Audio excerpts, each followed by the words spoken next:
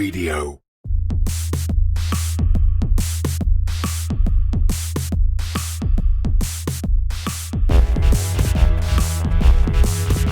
Hello and welcome to Crypto Current, the only podcast to bring you beginner and advanced knowledge of cryptocurrency and blockchain, analyses of cryptocurrency markets, and discussions on growing a business within the crypto space. Stay tuned and stay crypto current.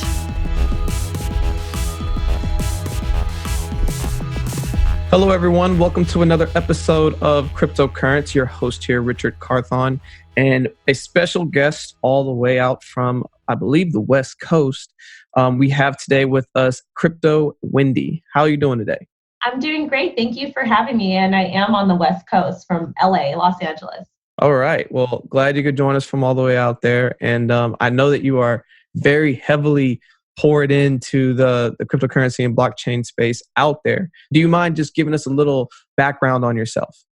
Yeah. So actually, before I got in, I was first introduced to crypto and Bitcoin in 2011. A family member came to stay with us and said, "Can I borrow your credit card to buy Bitcoin so I can buy stuff on the interwebs?" And I said, "Hell no. I don't know what this magic internet money stuff is." So then I kind of was like, brushed it off, whatever. I had other priorities. And then I kept hearing about it on libertarian radio. So I called my husband one day and I was like, "I'm buying Bitcoin." And he's like, "Okay." So then I went on Coinbase, I invested, and here I am today, just in love with the space and just loving everything about it. So when this transaction happened, roughly give us a timeline. When was this happening? This happened. I had just had my daughter. My daughter was about a year old. I was still working at my old job. I worked in healthcare for 7 years prior before entering crypto. And I remember holding her. She was screaming. I was still struggling with postpartum depression. And I was like, I knew that I needed to change. I knew I wanted something different. And I was planning on quitting my job anyways and finishing my degree. And then I was just like, you know what? I need to do something drastic. So then I bought Bitcoin. It was November 2017. And this was when the price was, I want to say about about 7K. And the week after, price dumped all the way from 7K to 5K. And I was like, what the heck did I just do? But it was actually the best decision of my life. And I'm so thankful that I found crypto. Right. Yeah. Turned out okay. Yeah. No, that's amazing. And tell us about a little bit of that transition, right? So you said you have a background in healthcare. You found out about cryptocurrency and blockchain. When were you like, wow, I want to do this full time? Like, I want to figure out how I can turn this into a business. Tell us about that transition. So I originally was like, okay, well, I'm just going to invest and, we're going to go to $1 million in December because that's what everyone was saying. And I had no idea about really too much about investing. I have a 401k and, I know how to save and, I'm financially conservative and whatnot, but I didn't really understand investing or the technology. So I saw one of my mentor, he got me on crypto Twitter. I started seeing people post charts and I was like, oh, well, if these people can do it, I can too. So then I taught myself how to trade. And then, I did okay. I wasn't trading with large stacks like, some other people, but I, started posting charts and I wasn't really planning on doing it like full time, but I wanted to trade on the side for extra money because I had, I ran an eBay store to pay for community college and I figured I could make some extra money here, especially since I was quitting my job. And then my content started getting retweeted and people like my content. They like my charts. They wanted to know how I learned to trade so fast and all that type of stuff. So my account doubled in May and I started getting opportunities. Companies started reaching out and they're like, do you want to do an interview with us? Do you want to do, X, Y, and Z? And I was like, yeah, sure. That'd be great.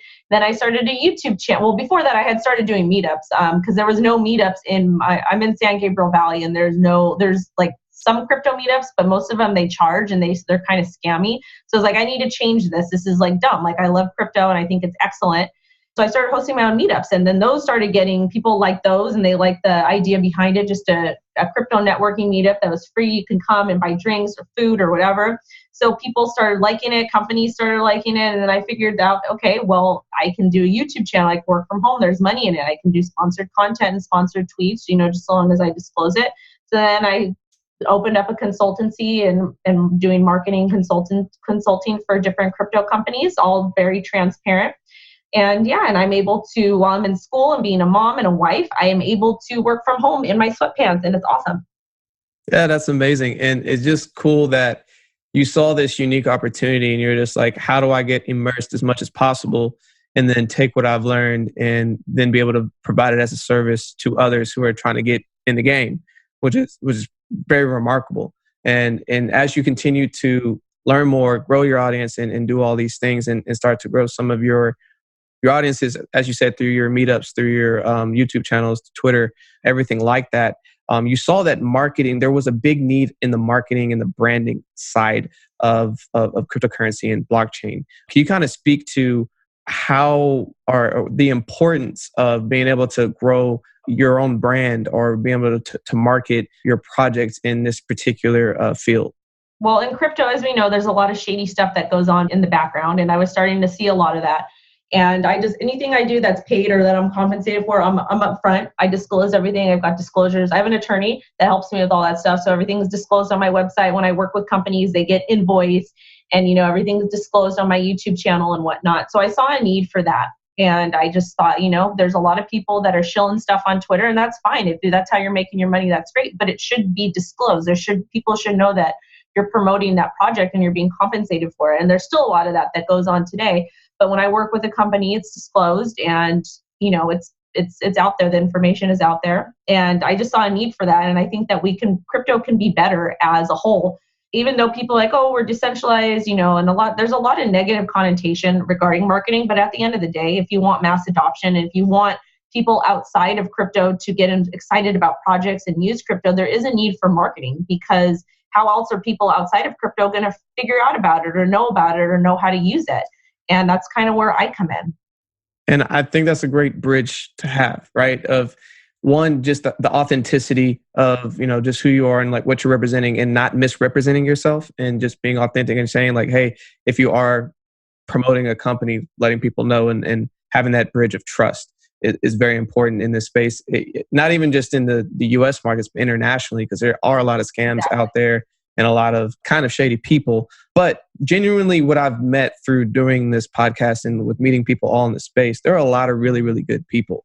Of course, there's always going to be people that kind of come in and ruin that kind of relationship type of deal. But being able to show credibility and trustworthiness is huge in this space. No, I definitely agree. Just because, we're essentially kind of like an emerging market. It's brand new. It's, even though the space has been around for 10 years and, I'm still fairly new, even though I've been in for, a little bit over a year.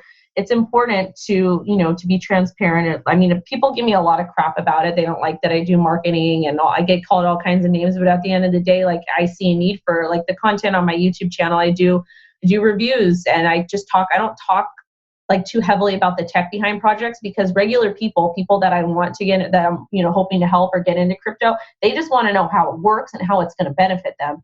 And then with the interviews I do, I provide a platform for the companies to talk and kind of explain themselves. And some of the questions I ask: what are you doing for mass adoption? What are you doing? How is your company transparent? And how are you guys going to compete with Bitcoin? Like, what makes you unique?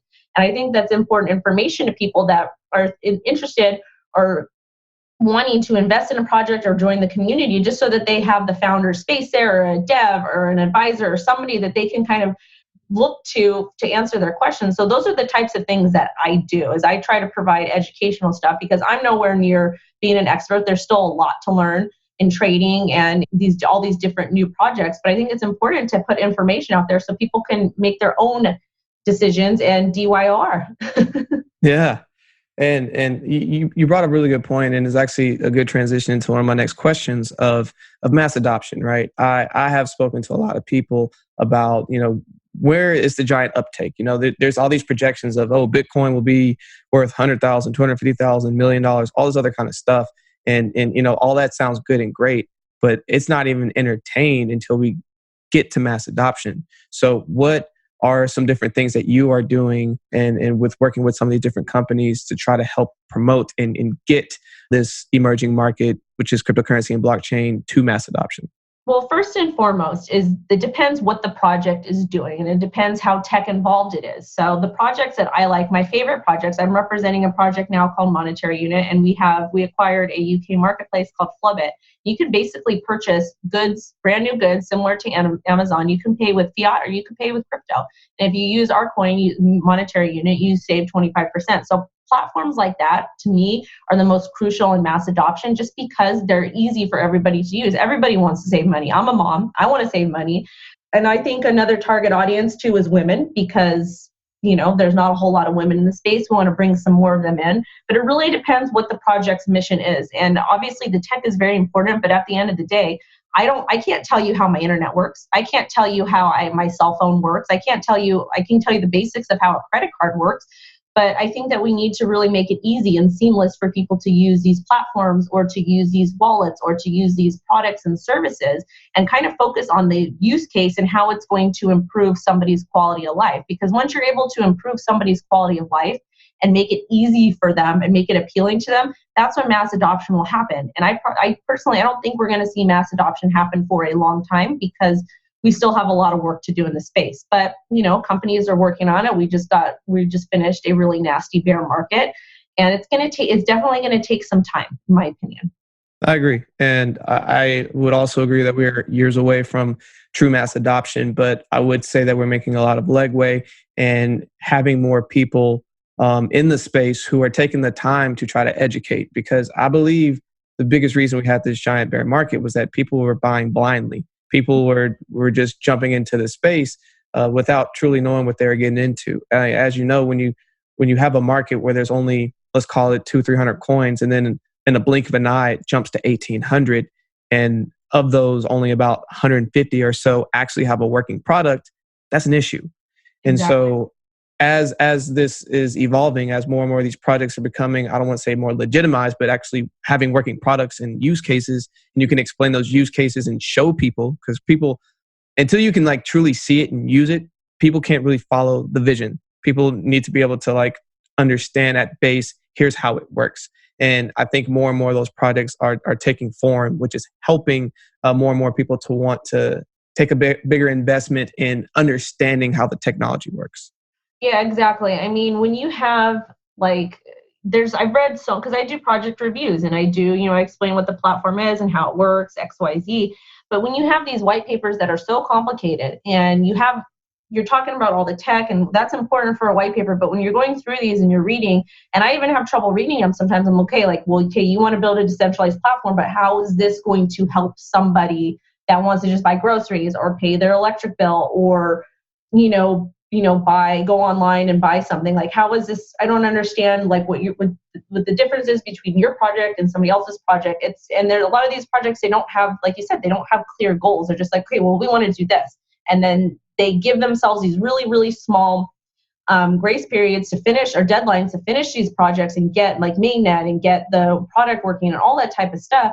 But it's becoming almost like a meme, because it's taking companies quite a long time to do it. And I understand, because the process is complicated. But At the end of the day, it's if you say you're going to do something, you've got to do it, or at least, update your community and all kinds of stuff. Absolutely. There's that bridge in communication. And, you set these super high expectations, and then let's say you start working on it and you realize, wow, we're actually not going to be able to meet the majority of these expectations. You still need to be able to communicate that and explain why, and then be able to explain how you're pivoting to still make something that works and that is still going to be good for everyone. And on that kind of train of thought, kind of transition into just another broader kind of conversation with you. You've been in this space for over a year now, and you've been looking into various amount of projects, I'm sure. What are some projects in the horizon that kind of has your attention and has your curiosity that you're looking out for? Well, there's a couple. So we have a million types of mobile wallets out there. So that's great. But they have to be easy to use, and they need to have a lot of different tokens on them, and to be able to offer the consumers features that are applicable to real life. A project that I do not represent is called Monarch Wallet. And what they are doing, you can buy and sell crypto from the wallet, which is really, really cool. They're integrating to where you can actually pay bills, and you can do different things like that. And you also securely store your coins and tokens, and that's important. So something like that, I like things that are easy. The platform's easy to use. The company I represent, Monetary Unit, I like the fact that we are on a existing platform where you can buy brand new goods. That's important. I made a tutorial on how easy it is to use it. And even if you don't have token or don't have Monetary Unit tokens, we have a link that it literally takes 2 minutes. It'll transfer you over. I believe it's called, you can purchase your Monetary Unit through Bittylicious, the exact amount you need for your for your purchase, and then you're able to save 20% that way. And that, to me, that's seamless. It's easy to use. So projects that are easy to use and that make sense, things that people want to spend. And there's another project called Lolly. I don't represent them, but I want to say you can add them onto your browser, and when you make a purchase from various stores, you earn Bitcoin back. So stuff like that, that's appealing to people, that everyone can use. And I'm thinking majority of like women, because I know a lot of women and they want things to be easy. So once you make it easy for them, those are the projects I'm looking for, things that are really, really easy and seamless to use. Definitely. And you definitely dropped some really good ones. Actually, all three I haven't not heard of. So projects that I'm going to be looking into myself, because as you said, easy to use and then being applied in everyday life.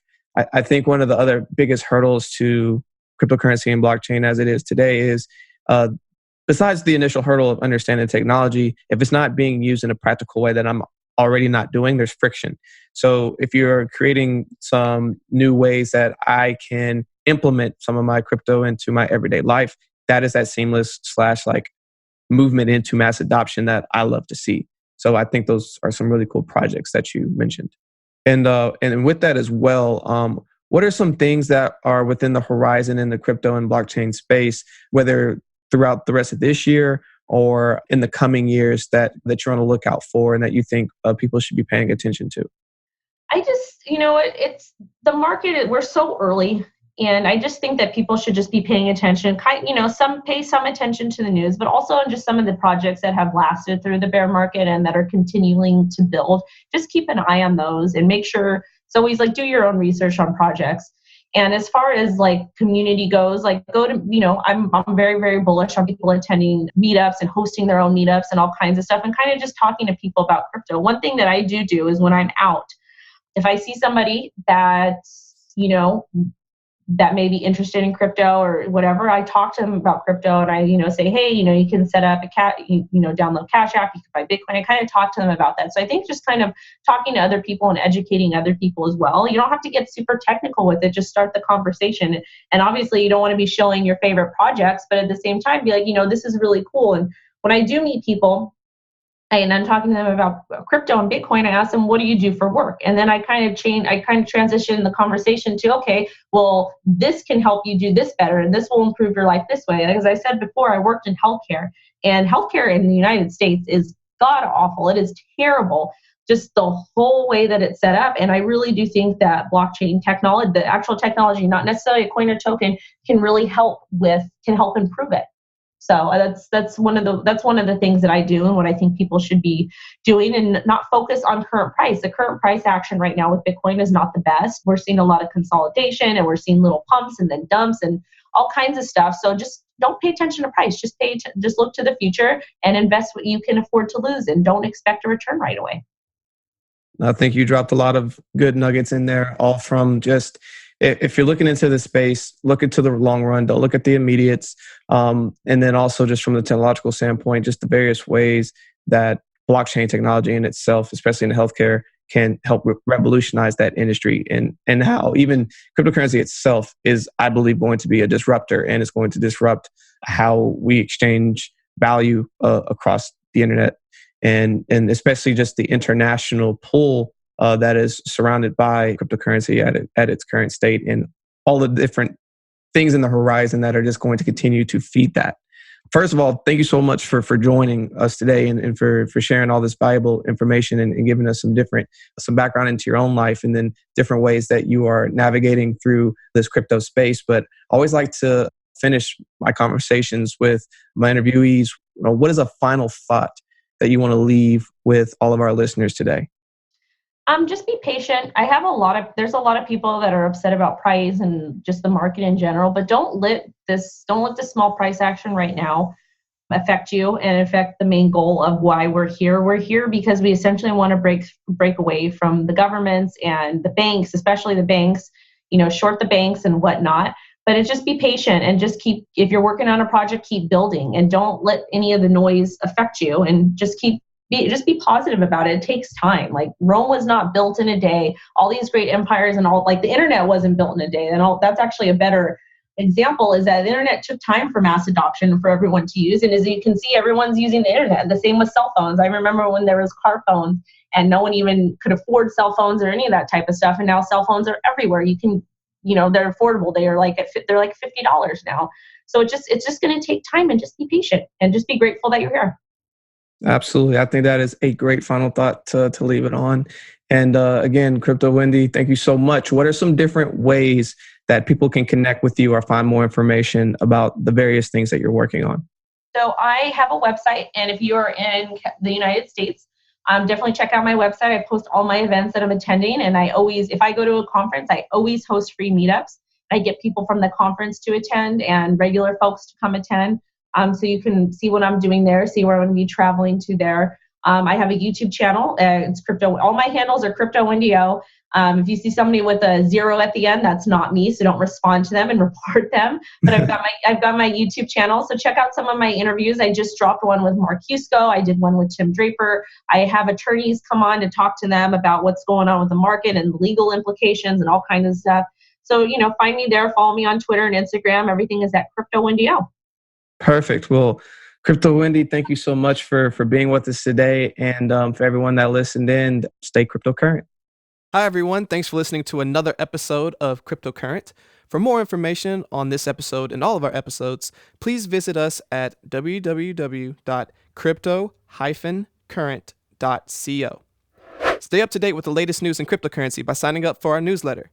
You will receive a daily email Monday through Sunday that is personalized and curated content specific to you and your interest, powered by artificial intelligence.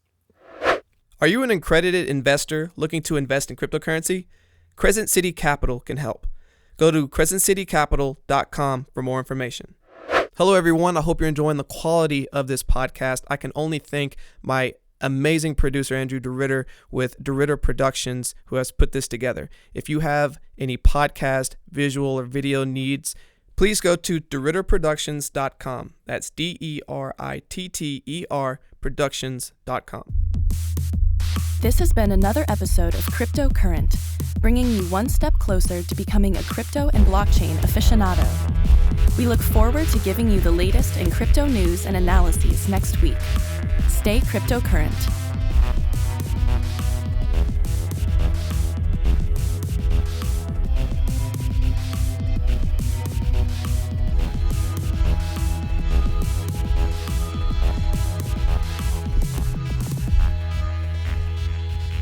Please use available exits now.